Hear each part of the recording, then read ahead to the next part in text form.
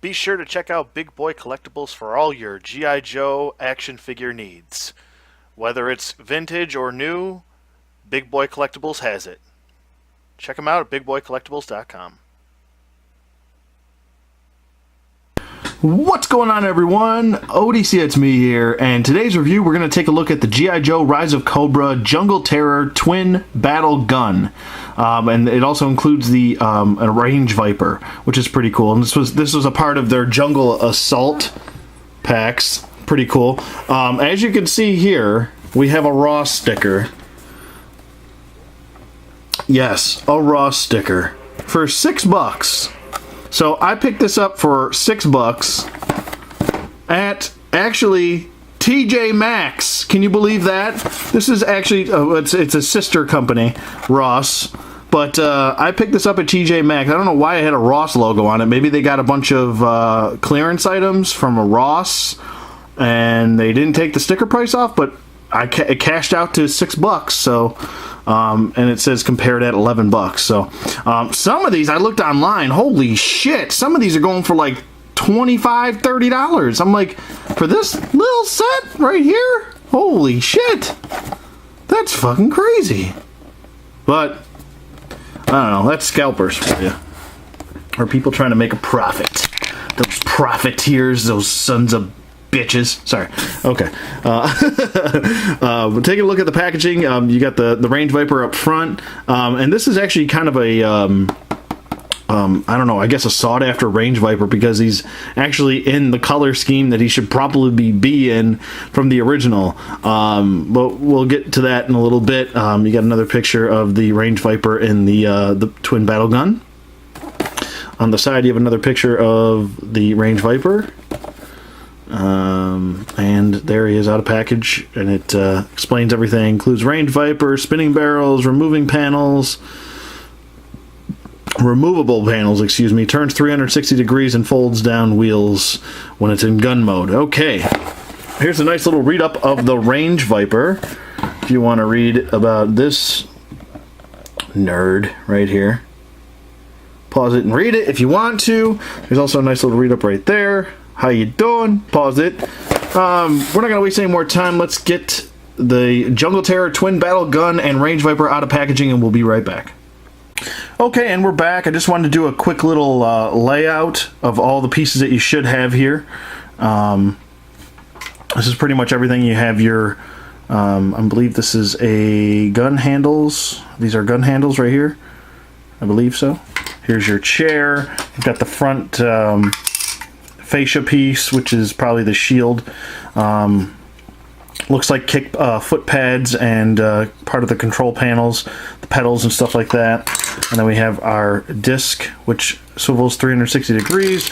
We have our base right here with the wheels attached, and they are not rubber wheels, they are just plastic. And then we have our twin barrel guns right here, our Range Viper right there, and some accessory pack with instructions. So I'm going to pause this really quick. I just wanted to show you guys pretty much the blueprint of what this thing is, and we'll be right back with this assembled. Oops.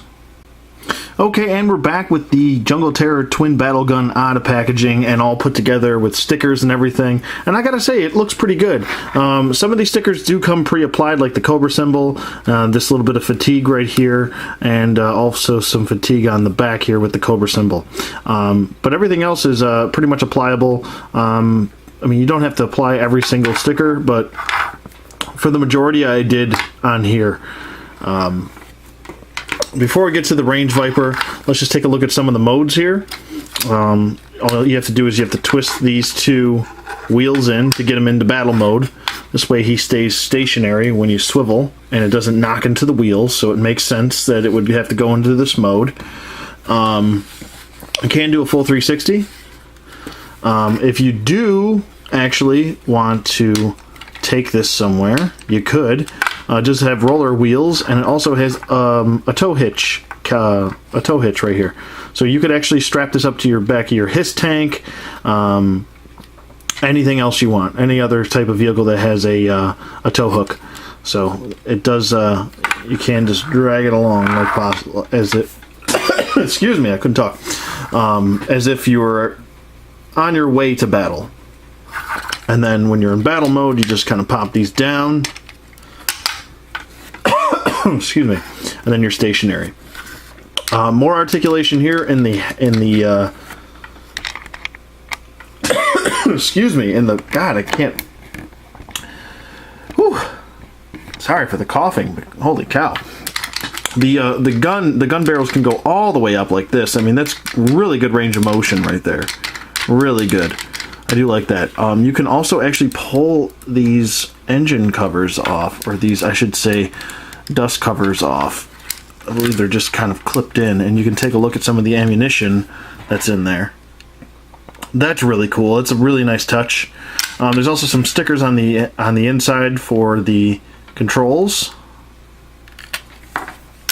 So overall, it looks really good, I think. Okay, sorry about that. I think I got all my coughing out of my system.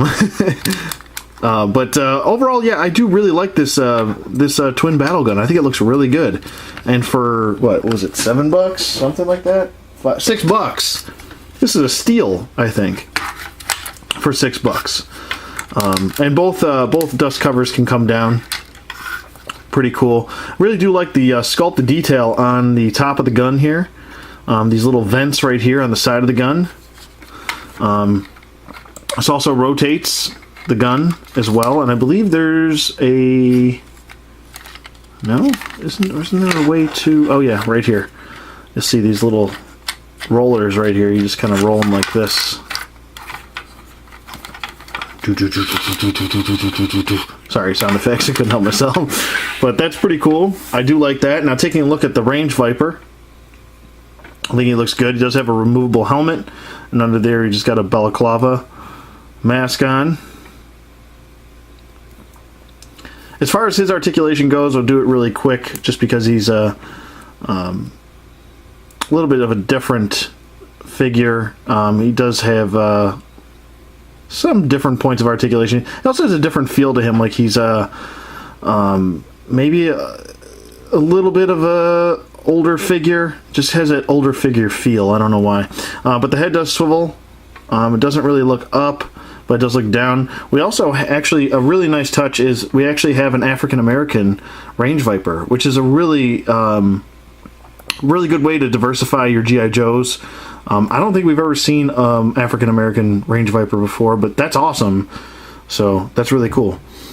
Hopefully I can find some more of these guys, maybe loose, or maybe just another set for $6, because you can never have enough of these turrets. So that's pretty cool. Arms go up, they go down, full 360 rotation, single bend at the elbow. Really good range of motion though. It does have a swivel at the elbow, swivel at the wrist. I don't think he's got hinges. No hinges, just swivels. But he does have a diaphragm joint, which does go back and forth pretty good. Not so much side to side, but it also can swivel. It does have T-jointed hips, which go out and forward. A little bit hindered due to these pockets, and you can't move this belt anywhere else besides keeping it forward. So he's a little bit hindered going forward, which kind of sucks, but he can go back. Double jointed knees. He does have an ankle hinge, which points out and points in, and can rotate full 360. And he does have 2 peg holes at the bottom of his feet, like we're used to. Excuse me. The accessories he comes with, obviously his helmet is already attached there. Pretty cool.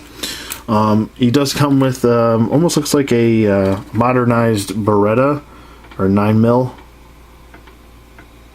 Really has the barrel of a Beretta, but I guess it does look kind of like a Beretta. I guess you could say that. But it does fit into his holster, which is a really nice touch, thank God. And then we have his heavy machine gun here, which I believe just kind of, the bipod, there's a little tab right here. And what you're going to do is you're just going to slide it in the tab. It's all in the hips. It's all in the hips, baby. And there you go. You have yourself your bipod. And it actually does have a really nice scope on it. It does hold his machine gun nicely. And obviously, I mean, if I spend more time, I'm going to have him hold it properly. Let's see if I can get him in there really quick. Holding it. Come on. Come on. Well, you can get it on there. I promise. I promise you. I just don't want to sit here fuddling about, wasting everyone's time here. But you can get that arm over and you can hold it with two hands if you want him to. Or if you just want to have him kind of aiming down the sights here, you can manipulate his elbow and have him holding it like so. So, there you go with that. So he does hold that nicely. Let's see how well he holds his 9mm. Okay, he doesn't have a trigger finger on this hand, which looks kind of awkward when he holds it, but still gets the job done, I guess. On this hand, it'll probably look a little bit more natural, but still doesn't have a trigger finger. Oh, that looks a little funky. I don't know if I like that. But it can go into his pouch there. He does have some pretty nice sculpting and paint detail going on his bandolier here, or his shoulder holster / bandolier. I think that looks good. Knee pads look pretty good with the paint and everything.